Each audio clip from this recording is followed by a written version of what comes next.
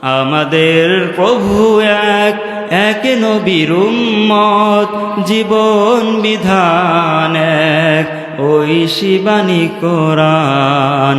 তবে কেন এক নও হে মুসলমান, এক হও করি আহ্বান। এক হইতে পারবেন তো ইনশাল্লাহ? আমরা সকলে এক হব। মান ক্বালা লা ইলাহা ইল্লাল্লাহু মুখলিসান মিন কলবিহি দাখালাল জান্নাহ।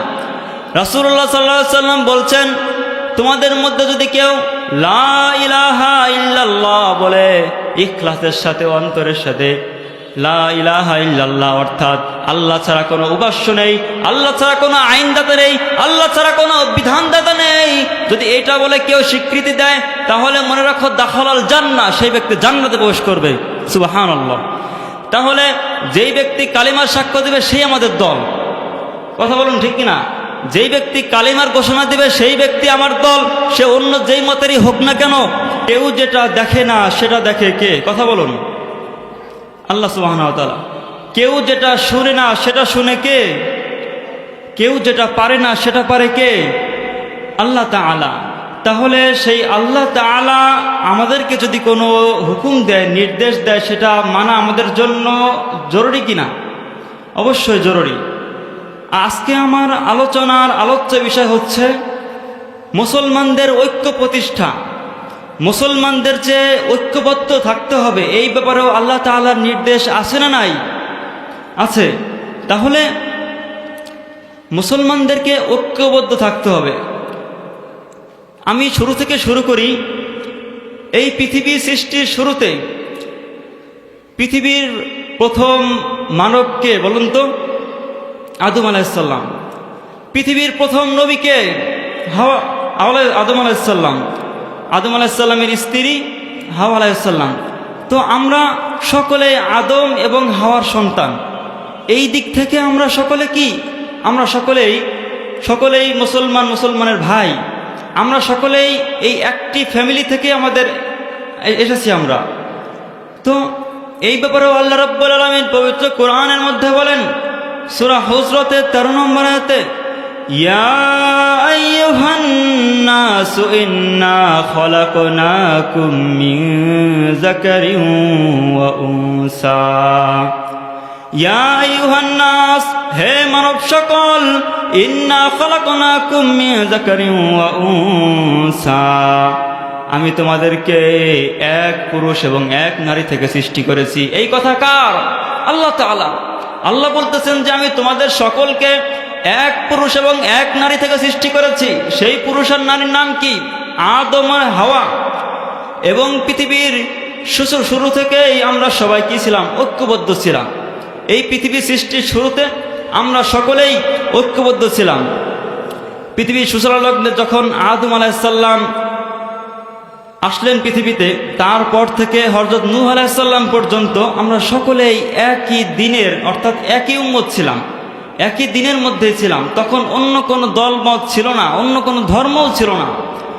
এই ব্যাপারে আল্লাহ রাব্বুল আলামিন বলেন সূরা আম্বিয়ার 92 থেকে 93 নম্বর আয়াতে, আল্লাহ রাব্বুল আলামিন বলেন, ইন্না হাযিহি উম্মাতুকুম উম্মাতান ওয়াহিদাহ ওয়া আনা রাব্বুকুম ফা'বুদুন ওয়া তাকাত্তাউ আমরাহুম বাইনাহুম কুল্লুন ইলাইনা রাজিউন। আল্লাহ বলতেছেন ইন্না হাযিহি উম্মাতুকুম উম্মাতান ওয়াহিদা। আল্লাহ বলতেছেন তোমাদের এই উম্মত হলো একটি উম্মত, অর্থাৎ একই উম্মত থেকে এসেছে, এক নবী উম্মতি ছিল তোমরা সবাই। ওয়া আনা রাব্বুকুম ফা'বুদুন, এবং তোমরা সকলে আমার ইবাদত করো। এরপর আল্লাহ বলছেন ওয়া তাকাত্তাউ আমরাহুম বাইনাহুম কুল্লুন ইলাইনা রাজিউন, এবং তোমরা, এরপরে আল্লাহ বলতেছেন যে এরপরে প্রত্যেককে নিজেদের মধ্যে, নিজেদের দিনের মধ্যে অর্থাৎ ধর্মের মধ্যে বিভিন্ন মতভেদের সৃষ্টি হয়েছে তখন থেকে, অর্থাৎ নূহ আলাইহিস সালামের আগমনের আগেই এই মতভেদের সৃষ্টি হয়েছে। অর্থাৎ এই পৃথিবীর সৃষ্টির সূচনা থেকে যতদিন পর্যন্ত নূহ আলাইহিস সালাম আবির্ভাব হয় নাই, নূহ আলাইহিস সালামের নবুয়ত লাভ করেন নাই, তার আগ পর্যন্ত, অর্থাৎ কখন এই পৃথিবীতে সর্বপ্রথম ঐক্যের ফাটল ধরল, এই পৃথিবীতে সর্বপ্রথম কারা মুসলমানদের ইসলামের ছায়াতল থেকে কারা পৃথক হয়ে গেল, এই ব্যাপারে সূরা নূহের 23 নম্বর আয়াতে তাফসির ইবনে কাসিরে, জগৎ বিখ্যাত তাফসির ইবনে কাসিরের সহ আর অন্যান্য তাফসির গ্রন্থের মধ্যে এই আয়াতের ব্যাখ্যায় উল্লেখ করেছেন। আল্লাহ রাসূল সাল্লাল্লাহু আলাইহি ওয়াসাল্লাম বিভিন্ন হাদিস থেকে এই ঘটনা উল্লেখ, যে কারা প্রথম ঐক্যের ফাটল ধরালো, অর্থাৎ ইসলামের ছায়াতল থেকে কারা প্রথম দূরে সরে গেল। এখানে হযরত নূহ আলাইহিস সালাম যেই কওমের মধ্যে আসলেন, হযরত নূহ আলাইহিস সালাম যেই বংশের মধ্যে আসলেন, সেই বংশের মধ্যে 5 জন নেককার মানুষ ছিল। কয়জন? 5 জন নেককার বান্দা ছিল। তারা খুব মুখলিস ছিল, তারা খুব আল্লাহওয়ালা ছিল। তাদের নাম পর্যায়ক্রমে কি? তাদের নাম হলো ওয়াদ, সুয়া, ইয়াগুস, ইয়াউক, নাসর, এই 5 জন ব্যক্তি। তো এই 5 জন ব্যক্তির ব্যাপারে রাসূল সাল্লাল্লাহু আলাইহি ওয়াসাল্লাম বলে গেছেন এই ঘটনাটা, যে তারা যখন মৃত্যুবরণ করল, তখন আদম আলাইহিস সালামের ইন্তেকাল হয়েছে। তখন ইবলিস শয়তান মানুষের আকৃতিতে এসে মানুষদেরকে ধোঁকা দিতে লাগলো, তোমাদের বংশের মধ্যে যেই 5 জন ব্যক্তি ছিল, তোমাদের বংশের মধ্যে যেই 5 জন আল্লাহওয়ালা লোক ছিল, এই 5 জন লোককে তো মানুষ ভুলে যাবে, এবং তোমরাও যদি আল্লাহ তাআলার অতি নিকটে যেতে চাও, তাহলে তোমরাও তাদের কবরের কাছে যে চাও, তাদেরকে ওই কবরের 5 জনকে উদ্দেশ্য করে ওসিলা করে আল্লাহ তাআলার কাছে চাও, তাহলে তোমরা আল্লাহর নৈকট্যবান হতে পারবে। তো এরপরেও তারা এই ধোঁকায় পড়ে তাদের কবরের কাছে যে তারা আল্লাহর কাছে তাদের ওসিলা করে চাইতো। তো বুঝতেছেন তো আপনারা, যে কখন কবর পূজা এবং এই ওসিলা, পীরের ওসিলা শুরু হইল? তখন থেকেই, সেই সৃষ্টির শুরু থেকে, আদম আলাইহিস সালামের ইন্তেকালের পর কিছুদিন পর, তো তখনই শুরু হলো কবর পূজা এবং মাজার পূজা। তা এর পরের জেনারেশন যখন আসলো, তাদের কাছে ইবলিস এসে বলতে লাগলো যে তোমাদের বংশের মধ্যে তো 5 জন ব্যক্তি ছিল, যে তাদেরকে তো মানুষ আস্তে আস্তে ভুলে যাবে, তোমরা এক কাজ করো, তাদের কিছু ভাস্কর্য, কিছু মূর্তি বানিয়ে রাখো, তাহলে তাদেরকে দেখে তোমাদের সমাজের সবাই আল্লাহওয়ালা হওয়ার চেষ্টা করবে। তো এরপরে তাদের কিছু ভাস্কর্য স্থাপন করলো। এর পরের জেনারেশন যখন আবার আসলো, তাদের কাছে সেম পদ্ধতিতে ইবলিস আবার আইসা তাদেরকে বিভিন্নভাবে কুমন্ত্রণা দিল, যে এই যে 5টা মূর্তি তোমরা দেখতে পাচ্ছ, তোমাদের পূর্বপুরুষেরা এদের পূজা করত, তোমাদের পূর্বপুরুষেরা এদের উপাসনা করত, এই জন্য দেখছো এই যে এই মূর্তিগুলা। তখন শুরু হলো মূর্তি পূজা, তখন শুরু হলো এই যে দেবদেবীর পূজা। তাহলে একটু চিন্তা করুন তো, কালের পরিক্রমায় মানুষ কিভাবে, শয়তানের ওয়াসওয়াসায় মানুষ কিভাবে পৃথক হতে লাগলো। পৃথিবী সৃষ্টির শুরুতে প্রথম মানুষ কিন্তু সকলে এক উম্মতের মধ্যে ছিল। এরপর হযরত নূহ আলাইহিস সালামের আবির্ভাবের পর হযরত নূহ আলাইহিস সালাম যখন এই পৃথিবীর মধ্যে এসে যখন দেখলেন যে মানুষ মূর্তি পূজা শুরু করেছে, মানুষ পীর পূজা, মানুষ মাজার পূজা শুরু করেছে, তখন নূহ আলাইহিস সালাম তার কওমের লোকদেরকে বলল, হে আমার কওমের লোকেরা, তোমরা মূর্তি পূজা ছেড়ে এক তাওহীদের ছায়াতলে আসো, এক আল্লাহর উপাসনা করো। তখন সমাজের মধ্যে কিছু নেতা শ্রেণী মানুষ আছে না, তখনও ছিল, তারা বলতেছে তাদেরকে যে না, তোমরা এই মূর্তি পূজা ছেড়ো না। এই ব্যাপারে আল্লাহ রাব্বুল আলামিন পবিত্র কোরআনের মধ্যে সেম কথাগুলো উল্লেখ করেছেন। সূরা নূহের 23 নম্বর আয়াতে আল্লাহ রাব্বুল আলামিন বলেন, ওয়াকালু লা তাযারুন্না আলিহাতাকুম ওয়া লা তাযারুন্না ওয়াদ্দান ওয়া লা সুওয়াআন ওয়া লা ইয়াগুস ওয়া ইয়াউক ওয়া নাসরা। তারা তখন বলতে লাগলো, তোমরা তোমাদের এই উপাসনাগুলোকে পরিত্যাগ করো না, তোমরা তোমাদের মধ্যে যে ওয়াদ, সুয়া, ইয়াগুস, ইয়াউক নামক যেই মূর্তিগুলো রয়েছে, অর্থাৎ যেই দেবদেবীগুলো রয়েছে, এদের তোমরা পরিত্যাগ করো না, অর্থাৎ নূহের কথা তোমরা শোনো না। তখন থেকেই শুরু হলো। তাহলে আমরা বুঝতে পারলাম যে কখন প্রথম ঐক্যের ফাটল ধরল। আর আল্লাহ তাআলা সকল নবীকেই একই তাওহীদের দাওয়াত দিতে বলেছেন। আল্লাহ তাআলা পৃথিবী সৃষ্টির শুরুতে সকলকে একই নির্দেশ দিয়েছেন, একরকম কথাই বলেছেন। এই ব্যাপারে আল্লাহ রাব্বুল আমিন সূরা আশ-শুরা এর 13 নম্বর আয়াতে উল্লেখ করেছেন, শারআ লাকুম মিনাদ-দীনি মা ওয়াসসা বিহি নূহান ওয়াল্লাযী আওহাইনা ইলাইক ওয়া মা ওয়াসাইনা বিহি ইব্রাহিম ওয়া মূসা ওয়া ঈসা وعيسى أن أقيموا الدين ولا تتفرقوا فيه। আল্লাহ বলতেছেন যে তোমাদের এই দিনের মধ্যে যে বিধিবিধানগুলো আসছে, এই দিনগুলো মুহাম্মদ সাল্লাল্লাহু আলাইহি ওয়াসাল্লামকে বলতেছেন যে এইগুলো আমি নূহ আলাইহিস সালামের সময় দিয়েছিলাম। এরপরে বলতেছেন তোমার উপর যে ওহীগুলো আমি নাজিল করেছি, এই সেম ওহীগুলো আমি ইব্রাহিমকে দিয়েছি, মূসাকে দিয়েছি, ঈসাকে দিয়েছি এবং সর্বশেষ তোমার উপর দিয়েছি। এবং বিশেষ করে কি বলেছি, আন আকিমুদ্দিন, তোমরা আমার জমিনের মধ্যে দিন প্রতিষ্ঠা করো, তোমরা আমার জমিনের মধ্যে ইসলামকে প্রতিষ্ঠা করো। এই হুকুমটা কার? আল্লাহ তাআলা। এবং বলেছেন ওয়ালা তাতাফাররাকু ফি, এবং তোমরা দলে উপদলে বিভক্ত হয়ে যেও না, আল্লাহ তাআলা বলতেছেন। তাহলে চিন্তা করুন, পৃথিবী সৃষ্টির শুরুতে আদম থেকে মুহাম্মদ পর্যন্ত সাল্লাল্লাহু আলাইহি ওয়াসাল্লাম একই কালেমার দাওয়াত ছিল। আদম আলাইহিস সালামের সময়ও আদম আলাইহিস সালাম দাওয়াত দিয়েছেন লা ইলাহা ইল্লাল্লাহু আদামু সফিউল্লাহ। এরপরে ইব্রাহিম আলাইহিস সালাম দাওয়াত দিয়েছেন লা ইলাহা ইল্লাল্লাহু ইব্রাহিম খলিলুল্লাহ। এরপরে মুসা যখন দাওয়াত দিয়েছেন লা ইলাহা ইল্লাল্লাহু মুসা কালিমুল্লাহ। এরপরে ঈসা দাওয়াত দিয়েছেন লা ইলাহা ইল্লাল্লাহু ঈসা মাসীহুল্লাহ।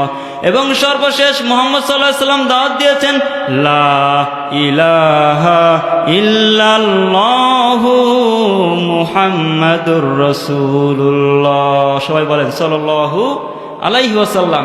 তাহলে দেখুন, সব নবীর কিন্তু দাওয়াত সেম ছিল, শুধু নবীর নামটা ভিন্ন ছিল। তাহলে আর আল্লাহ তাআলা এরপর কি বলেছেন, তোমরা পৃথক হয়ে যেও না। তারপরও আমাদের মধ্যে এত দলাদলি। আর রাসূল সাল্লাল্লাহু আলাইহি ওয়াসাল্লাম বলেছেন যে কি, মান ক্বালা লা ইলাহা ইল্লাল্লাহু মুখলিসান মিন কলবিহি দাখালাল জান্নাহ।